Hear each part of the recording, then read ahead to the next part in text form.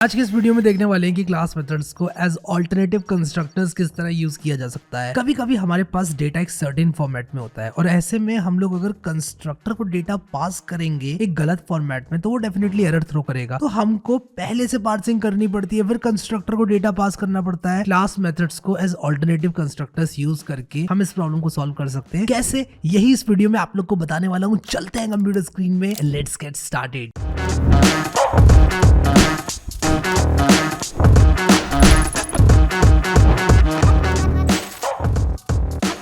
Class methods को कैसे use किया जा सकता है एज ऑल्ट कंस्ट्रक्टर्स, ये मैं आपको बताऊंगा आज।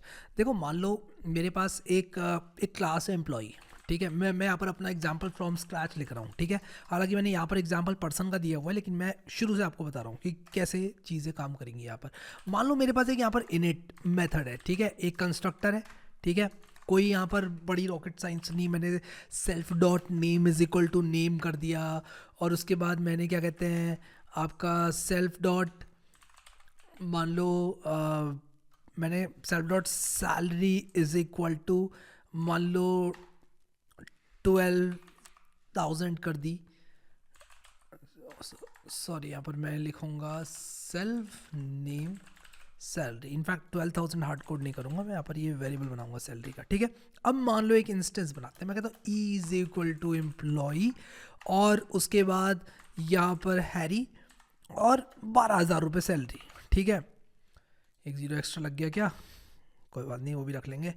अब यहाँ पर आप देखो, अगर मैं इसको अभी प्रिंट करूँ, मैं कहूँगी भाई ई डॉट नेम और उसके बाद देखो यार, मैं यहाँ पर आपको ई डॉट नेम और ई डॉट सैलरी प्रिंट करके ये नहीं बताऊंगा कि हैरी और 12,000 प्रिंट हो जाएगा, क्योंकि यार उसमें आपका टाइम ही खराब होना है। मैं आपको डायरेक्टली ये बताऊंगा कि क्लास मेथड्स को ऑल्ट कंस्ट्रक्टर की तरह कैसे यूज़ कर सकते हैं। अब देखो, मान लो देखो ये एक हमारा आइडल सिनेरियो था, हमारा काम चल रहा था, हम खुश थे। किसी ने कहा कि यार हम डेटा तुमको हैरी और 12,000 के फॉर्म में नहीं देंगे, हम देंगे तुम्हें डेटा इस फॉर्म में, एक स्ट्रिंग बना के देंगे और तुम्हें क्या करना होगा, उस स्ट्रिंग में से ही निकालना होगा हैरी डैश 12,000। अब तुमसे ये कहा जा रहा है कि यार तुम इस स्ट्रिंग को पार्स करके डेटा निकालो और उसके बाद एम्प्लॉई इंस्टेंस बनाओ। तो आइडियली आप क्या करोगे, आप कहोगे यार तंग कर दिया ना, कोई बात नहीं, तंग कर दिया ना, हो लेंगे तंग थोड़ा सा। आप सेम चीज़ कॉपी करोगे, आपको यार देखो मैं करूँगा तो वही जो कि मैंने पहले किया था, बस मैं यहाँ पर क्या करूँगा, string dot split, string dot split, ठीक है, और स्प्लिट करूँगा बाय डैश। ये करने से क्या होगा, जब भी हम स्ट्रिंग डॉट स्प्लिट डैश करेंगे तो एक लिस्ट बन जाएगी इसकी। तो स्प्लिट करने से क्या होता है कि किसी भी चीज़ को जब हम स्ट्रिंग को स्प्लिट करते हैं ना, मैं एक एग्जांपल के तौर पे अपना टर्मिनल पुल कर रहा हूँ यहाँ पर, जस्ट आपको बताने के लिए कि मतलब किस तरह से ये चीज़ की जाती है। यहाँ पर तरह मैं पाइथन लिख के बताता हूँ, पाइथन 3 यार, मैं मैक में हूँ। अब यहाँ पर ए इज इक्वल टू, मान लो मैंने लिखा हैरी डैश 12 डैश पाइथन, ठीक है। मान लो मैंने ये लिखा, अब मैं चाहता हूँ, अब मैं अगर ए डॉट स्प्लिट डैश कर दूंगा कुछ इस तरह से, क्या होगा, क्या प्रिंट होगा मेरा, हैरी 12 और पाइथन, एक लिस्ट प्रिंट हो जाएगी। तो ये क्या करेगा, इसके टुकड़े कर देगा इस स्ट्रिंग के और एक लिस्ट बना देगा। जहाँ तक इसको डैश नहीं मिला वो पहला एलिमेंट होगा, फिर डैश के बाद से लेकर अगले डैश तक दूसरा एलिमेंट होगा, फिर ये होगा तीसरा एलिमेंट, ठीक है। तो हैरी 12 पाइथन 3 एलिमेंट की मेरी लिस्ट बन गई है, ठीक है। सिंपल सी चीज़ है। अब मुझे चाहिए अगर हैरी इसमें से, इस स्ट्रिंग में से, तो मैं ए डॉट स्प्लिट डैश 0 कर लूँगा, 12 चाहिए तो ए डॉट स्प्लिट डैश 1 कर लूँगा एंड 2 कर लूँगा पाइथन के लिए एंड सो ऑन, ठीक है। तो मैं यहाँ पर क्या करूँगा कि एम्प्लॉय डॉट स्प्लिट डैश 0 कर दूँगा, ठीक है, और इसके बाद एम्प्लॉय डॉट स्प्लिट डैश 1 कर दूँगा इसको यहाँ पर, ठीक है, इसको मैं 1 कर दूंगा। और इसके बाद मैं ई डॉट नेम, इसको मैं E2 कर देता हूँ, E1 E2 कर देता हूँ, मैं थोड़ा सा इजी रहेगा, इसको E1 कर देता हूँ और मैं अब इसको प्रिंट करूँगा। तो काम तो देखो बन गया, लेकिन आप खुश नहीं हो, ठीक है, आप खुश नहीं हो। आप कहोगे कि यार ये क्या सर्कस करना पड़ रहा है, मेरे को देखो काम तो हो गया, हैरी 12,000 दोनों से प्रिंट हो रहा है, ठीक है। इसको अगर मैं जॉन 12,000 कर दूँ, जॉन, तो हैरी 12,000 जॉन 12,000 प्रिंट हो जाएगा कंसोल में, काम तो हो जाएगा हमारा। बट आप लोग कहोगे कि यार ये ना मेरे कोड को अच्छा नहीं लग रहा है, ये बार बार हो जा रहा है। अब मैं कहता हूँ आपसे 10 और बना लो ऐसे, E3 4 E5 E6 E7 E8 E9 E10 ये बना लो। आप कहोगे यार मैं इतने सारे स्प्लिट करके मेरा कोड कितना अगली दिखेगा, कोई भी इंसान आएगा वो स्प्लिट देखे, क्या कोई ऐसा तरीका है कि मैं ये काम डायरेक्टली यहाँ पर कर दूँ। अब अगर मान लो मैंने यहाँ पर इसको रिप्लेस कर दिया, मैंने self dot name is equal to string dot split dash 0 कर दिया, तब ये वाला जो चीज़ है मेरी वो काम होना करना बंद कर देगी। ठीक है, तो यहाँ पर अलग अलग फॉर्मेट्स में डेटा आ रहा है मेरे पास, मैं चाहता हूँ हर फॉर्मेट को मैं हैंडल कर पाऊँ। कैसे करूँगा? क्लास मेथड्स का यूज़ करूँगा एज ऑल्टरनेटिव कंस्ट्रक्टर्स। तो अब देखो, जो मैं कहना चाहता हूँ, जो आप सुनना चाहते हो, वो दोनों चीज़ें मैं आपको बताता हूँ। मैं एक मेथड बना सकता हूँ और मैं कह सकता हूँ कि ये क्लास मेथड है। ठीक है, हमने देखो क्लास मेथड के बारे में ऑलरेडी पढ़ लिया था पिछले वीडियो में। आप ये मत कहना कि क्लास मेथड क्या होता है, क्लास मेथड मैंने आपको बता दिया था क्या होता है। ठीक है, तो मैं क्या करूँगा, एक क्लास मेथड बनाऊंगा और उस मेथड का नाम रखूँगा फ्रॉम str। ठीक है, कि स्ट्रिंग से अगर आप बनाना चाहते हो तो कैसे बनाओगे, और यहाँ पर स्ट्रिंग को एज एन इनपुट दूंगा और मैं कहूँगा यार पता है क्या, रिटर्न कर दो इस क्लास का एक instance with these parameters, with these parameters. ठीक है, with these parameters, with these parameters. ठीक है, विद दीज पैरामीटर्स। अब यहाँ पर विद दीज पैरामीटर्स हम क्या करेंगे कि एम्प्लॉई ये नहीं करने की बजाय हम क्या करेंगे, लिखेंगे डॉट फ्रॉम स्ट्रिंग कुछ इस तरह से, फ्रॉम str, और इसको रन करूँगा तो बन जाएगा मेरा इंस्टेंस। ये क्या हो रहा है, ये कह रहा है कि फ्रॉन, अच्छा फ्रॉन कर दिया क्या मैंने, तो मैं इसको जब रन करूँगा तो बन जाएगा मेरा एक इंस्टेंस। ठीक है, विद दीज पैरामीटर्स। ठीक है, विद दीज पैरामीटर्स। अब यहाँ पर विद दीज पैरामीटर्स ये बन गया। ठीक है, विद दीज पैरामीटर्स लिख दो कमेंट में सब लोग, जल्दी से, मज़ा आ जाएगा। 10-15 बार तो बोल दिया मैंने, कितनी बार बोला ये भी बताओ मुझे कमेंट में। ठीक है, अब यहाँ पर देखो हमने ये करके क्या किया कि अपने कोड को सिंपल कर लिया। कहने का मतलब ये है कि जितना भी उलझट्टा था, जितना भी उलझट्टा था, जितना भी मैसी कोड था, वो क्लास के अंदर ले जाके पटक दिया कि भाई क्लास के अंदर डाल दो। क्लास को बस यूज करना है आपको, एज अ प्रोग्रामर यूज करोगे आप क्लास को। समझ रहे हो आप लोग? मतलब जितना भी मैस होगा वो आपके मेन कोड में नहीं होगा, वो आपकी क्लास में होगा।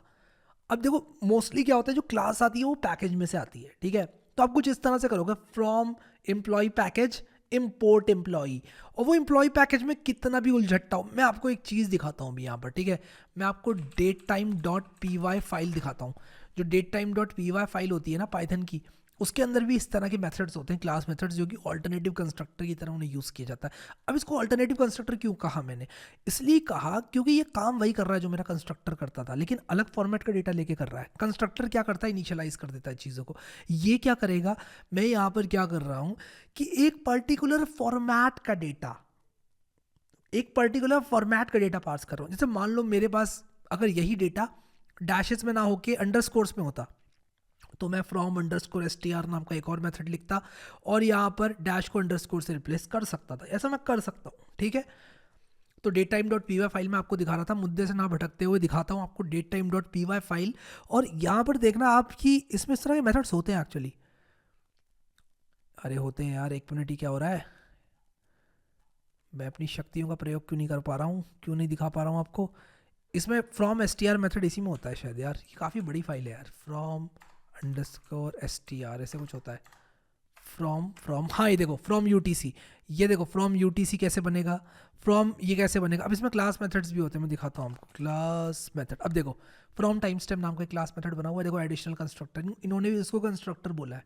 क्यों बोला है कंस्ट्रक्टर, कंस्ट्रक्टर इसलिए बोला है क्योंकि ये यूज़ कर रहे हैं क्लास मेथड्स को एज ऑल्टरनेटिव कंस्ट्रक्टर्स, समझे, ऑल्टरनेटिव कंस्ट्रक्टर की तरह प्रयोग में लिया जा रहा है क्लास मेथड्स को। ठीक है, तो क्लास मेथड्स को आप यूज़ कर सकते हो एज ऑल्टरनेटिव कंस्ट्रक्टर, जिस तरह से इन लोगों ने यूज़ किया है। सीखो इन लोगों से और इस वीडियो से, और आप पढ़ो इस कंटेंट को। इसमें पर्सन का मैंने एग्जांपल लेके आपको बताया कि क्लास मेथड को एज ऑल्टरनेटिव कंस्ट्रक्टर कैसे यूज़ किया जा सकता है। ठीक है, तो जिस तरह से मैं आपको ये भी करके दिखाता हूँ एक बार कि एक पर्सन क्लास है यहाँ पर, और इसमें क्या है कि मैं बस ये इंश्योर करना चाहता हूँ कोड रन कर रहा है, क्योंकि कभी कभी टाइपो हो जाता है, फिर आप लोगों के कमेंट्स आते हैं कि यार आपने जो लिखा वो कोड ही रन नहीं कर रहा है एप्पल में। तो बस मैं ये इंश्योर करना चाहता हूँ, और मैं यहाँ पर प्रिंट करना चाहता हूँ पर्सन डॉट, क्या क्या है इसमें, नेम था, एक एज था, नेम और पर्सन डॉट एज। ठीक है, आगे AGE प्रिंट हो रहा है, ये वेट कर रहा हूँ इसका, और ये देखो जॉन डो 30 प्रिंट हो गया। तो बेसिकली एक मेथड बनाया गया है। एक क्लास के अंदर कंस्ट्रक्टर था जो कि नेम और एज ले रहा था। फिर उसके बाद मैंने कहा कि भाई इसको स्ट्रिंग को पार्स करके भी तो बनाया जा सकता है, और मैंने एक ऑल्टरनेटिव कंस्ट्रक्टर बनाया फ्रॉम स्ट्रिंग नाम का, जो कि एक क्लास मेथड था। क्लास मेथड को यूज़ किया as alternative constructor, person dot from string करके जॉन डो 30 उसको दे दिया। कॉमा सेपरेटेड स्ट्रिंग थी मेरी, और यहाँ पर जो है इंट में टाइप कास्ट भी किया, जो कि मैंने ऊपर नहीं किया, शायद मुझे करना चाहिए था। ये भी मुझे इंटीजर में टाइप कास्ट भी करना चाहिए था, ठीक है। तो यहाँ पर मैंने फ्रॉम CLS ये किया, इसको इंटीजर में टाइप कास्ट भी करना चाहिए था, नहीं तो मेरी जो सैलरी है वो इंटीजर नहीं होगी, ठीक है। तो जो 12,000 है वो एज अ स्ट्रिंग पार्स होगी ना। आप यहाँ पर भी देखो अगर, तो जो 12 है वो एज अ स्ट्रिंग आ रहा है। अगर मैं चाहता हूँ एज एन इंटीजर आए तो मुझे उसको इंट करके टाइप कास्ट करना पड़ेगा। रन करूँगा, प्रोग्राम चलेगा बिंदास, लेकिन उसमें कुछ ऐड करूँगा तब पता चलेगा। देखो मैं आपको एक चीज़ बताता हूँ पाइथन के अंदर, ठीक है। ये वो चीज़ है जो कि मतलब फंसता है इंसान। अगर मैंने 12 किया, 12 + 6 किया, अगर यहाँ पर आप देख सकते हो टाइप एरर आ गया, ठीक है। टाइप एरर आ गया, ये कह रहा है कि भाई सिर्फ कॉन्कैटिनेट कर सकते हैं स्ट्रिंग में स्ट्रिंग ही कॉन्कैटिनेट कर सकते हैं, ये नहीं कर सकते कॉन्कैटिनेट। अब अगर मान लो मैं इसको ऐसे करता हूँ, मैं कहता हूँ कि यार पता है क्या, ये 12 है और इसके बाद ये 6 है। मैं अगर मान लो इसको भी या तो स्ट्रिंग में कन्वर्ट कर लूँ, ठीक है, तो क्या होगा, तो यार 126 हो जाएगा। और मैं 12 + 6 करूँ अगर, तो 18 हो जाएगा। तो अगर मुझे ठीक करना है ना 12 + 6 को ठीक से चाहिए, तो मैं इसको इंट में टाइपकास्ट करूँगा। अगर मुझे 18 चाहिए इससे, मैं चाहता हूँ ये जोड़े दो नंबर्स को, तो मैं इसको इंट में टाइपकास्ट करूँगा। नहीं तो मुझे दिक्कत मिलेगी, कंसोल पे प्रिंट करूँगा तो 12,000 दिखेगा मुझे, लेकिन ये स्ट्रिंग होगी, ठीक है, ये स्ट्रिंग होगी। ध्यान रखना इस बात का, अगर आपने पार्स किया है एक स्प्लिट करके एक स्ट्रिंग को, तो स्ट्रिंग ही मिलेगी आपको, अगर उसमें इंटीजर भी है तो अगर आप चाहते हो एक्सप्लिसिटली आपको इंटीजर मिले, तो आपको ये काम जो है अलग से करना पड़ेगा, ठीक है। तो ये बात आपको बताना चाहता था।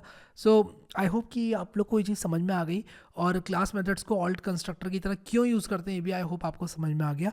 अभी के लिए इस वीडियो में इतना ही गाइस। एक बार क्विक समरी और देना चाहूँगा इसकी। हमने जो क्लास मेथड बनाया उसमें फ्रॉम स्ट्रिंग नाम का एक क्लास मेथड लिखा। CLS से क्या होगा कि क्लास हमें मिल जाएगी, यानी कि CLS is same as person, ठीक है, और इस केस में CLS is same as employee, ठीक है। तो मैं रिटर्न कर रहा हूँ बेसिकली एम्प्लॉय का एक इंस्टेंस बनाकर, इस कंस्ट्रक्टर का यूज़ करके मैं क्या कर रहा हूँ, पहला आर्ग्यूमेंट निकाल रहा हूँ, दूसरा आर्ग्यूमेंट निकाल रहा हूँ स्ट्रिंग में से, और इस कंस्ट्रक्टर को पास करके एम्प्लॉय रिटर्न कर दे रहा हूँ। तो जब मैं रिटर्न करूँगा एम्प्लॉई और इसके बाद पहला आर्ग्यूमेंट कॉमा दूसरा आर्ग्यूमेंट, तब वो बात बराबर रहेगी इसके। जिस तरह से मैंने ये एम्प्लॉय हैरी 12,000 लिखा है और एक एम्प्लॉय ऑब्जेक्ट जो है बना लिया है, उसी तरह से मैं फ्रॉम str से स्ट्रिंग की पासिंग वगैरह फ्रॉम str में कर रहा हूँ, जो कि क्लास मेथड है। फाइनली मैं रिटर्न कर रहा हूँ क्लास का एक इंस्टेंस बना के। तो CLS ये करके क्लास का एक इंस्टेंस बन रहा है, उसको मैं रिटर्न कर दे रहा हूँ। आई होप कि ये चीज़ समझ में आ गई, सबको सब कुछ क्लियर है।